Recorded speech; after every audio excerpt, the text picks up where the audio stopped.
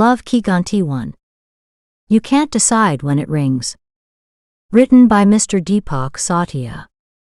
Chapter 54. Feel like crying but couldn't cry. That night Shabnam could not sleep. Prashant was also in the same condition. The two teenagers, completely unaware of hormonal activities, had no one around them who could give them proper guidance. Overall, they had friends of their age who were given wrong information by older people.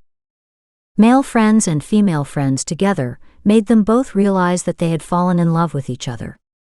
A week later, both of them met alone in the computer lab and shared the assessment of their friends.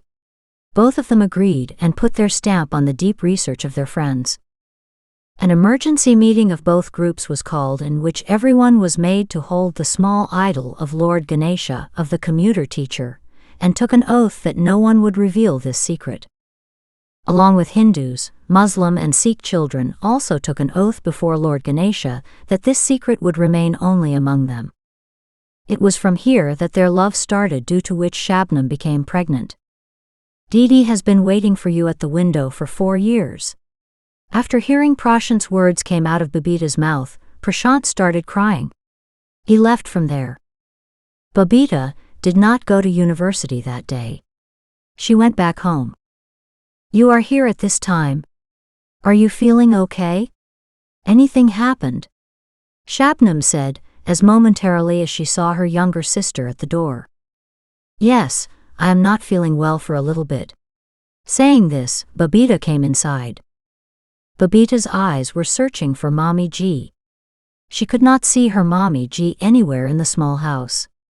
She went and checked the bathroom, but she was not there either. Where is Mommy G? Babita asked. Do you need to go to the doctor? Come on, I will take you.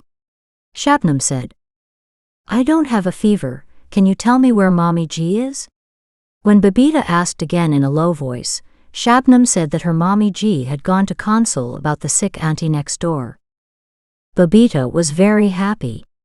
She immediately went and closed the main door. She held her sister's hand and brought her to the kitchen. Shabnam did not understand the reason for her behavior. Babita was taking her sister as far away from the street as possible. Babita took Didi near the gas stove, and she stood at the kitchen door. What are you doing? Shabnam asked, shocked. I am taking advantage of Mommy G's absence, Babita replied, signaling her sister to speak slowly. What kind of benefit? Shabnam, frightened by the strange behavior of her younger sister, asked again. Before answering, Babita calmed herself by taking a deep breath. Then she said, Today I met someone. With whom? A worried Shabnam asked. The one because of which the window of our room remains open even in winter, Babita replied. At first, Shabnam did not understand what she said because she was not expecting this answer from her younger sister. But when she understood, a tear came out of his eye in slow motion, which she quickly cleaned. Babita observed all this carefully. Neither of them said anything for the next 5 minutes. Shabnam stood there controlling herself, and Babita also stood ready, expecting Didi's disintegration. Babita knew what she had to do to stop her elder sister's voice. Gradually, Shabnam's body language changed. Her body began to loosen up.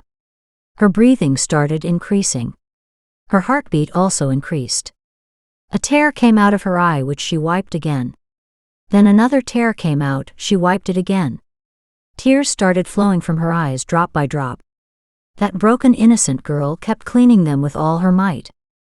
Babita understood that the pain that was flowing from her sister's eyes was about to come out from her mouth too. She came forward and placed her hand on her sister's mouth. Shabnam started crying as momentarily as she touched her younger sister. Babita was pressing her sister's mouth with full force.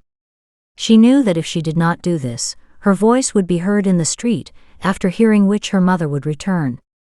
When Shabnam's condition started worsening, Babita held Shabnam from behind and made her sit down. With one hand she had closed her sister's mouth, and with the other hand she hugged her. Both remained in the same position for about 20 minutes. One characteristic of tears is that they do not come out in front of unfamiliar persons.